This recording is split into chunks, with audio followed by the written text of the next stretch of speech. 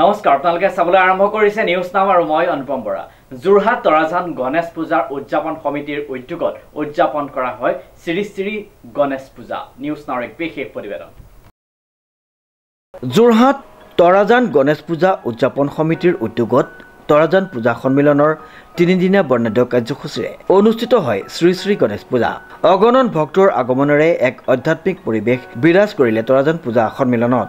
এই পূজাৰ লগত সংগতি ৰাখি দেওবাৰে নিশালৈ শিশু শিল্পীসকলৰ দ্বাৰা প্ৰদৰ্শন কৰা হয় ৰাম পৰাজয় সীতাৰ পাতাল গমন শীৰ্ষক ভাওনা ভাগি। এবাৰ আমাৰ 12 নম্বৰ বৰ্ষ হয়। আমি এবাৰ বিশেষ কিছুমান কাৰ্যসূচী লৈছিলোঁ। আমি নাঘেৰিটিঙৰ যি কপিকুল আছিলে, কপিকুলক আমি এবাৰ খাদ্য প্ৰদান কৰিলোঁ প্ৰথম দিনাখন। যিদিনাখন আমি পাতত তুলিছোঁ 6 তাৰিখে।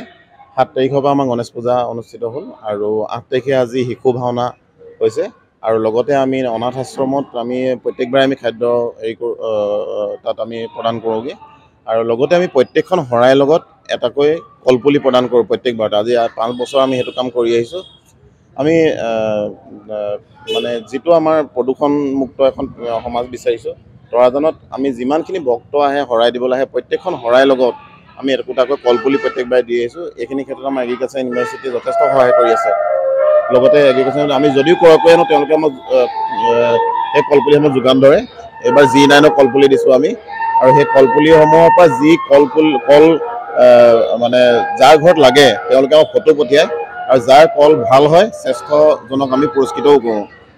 এইটোৰ দ্বাৰা এইটো প্ৰমাণ কৰিব বিচাৰিছোঁ যে কলপুলিৰ দ্বাৰা আমি মানে কলপুলিটো প্ৰদান কৰি পেলাই আমি বিশ্ব পৰিৱেশ যিটো প্ৰদূষণ হৈছে আমি তাত ৰক্ষা কৰাৰ চেষ্টা কৰিছোঁ। আমাৰ ছেক্ৰেটাৰী পাৰ্থ দুৱৰাই কৈছে যিখিনি কাৰ্যসূচী হাতত লৈছে সেইধৰণে পালন কৰি গৈছে। নিঘেৰিটিঙত গৈ পেলাই যিধৰণে মানে তাত হেৰি খোৱা বোৱা কৰা দিয়া গৈছে তেওঁলোকক। ইয়াতো দেখিছে আপোনালোকে এতিয়া পিছফালৰ মাত আহি আছে, পিছফালে ভাওনা হৈ আছে।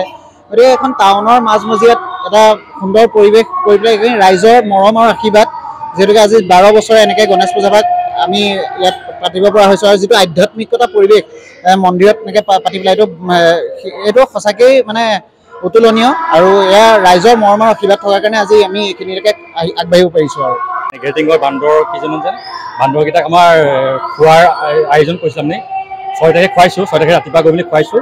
তাৰপাছত আমি 11:30 বজাত আমাৰ দিব মানে বহুমূত্ৰ পাওঁ চাপৰি যেন হাতীকেইটাৰ কাৰণে তাৰমানে গছপুলিৰ কলগছৰ ব্যৱস্থা কৰিছোঁ।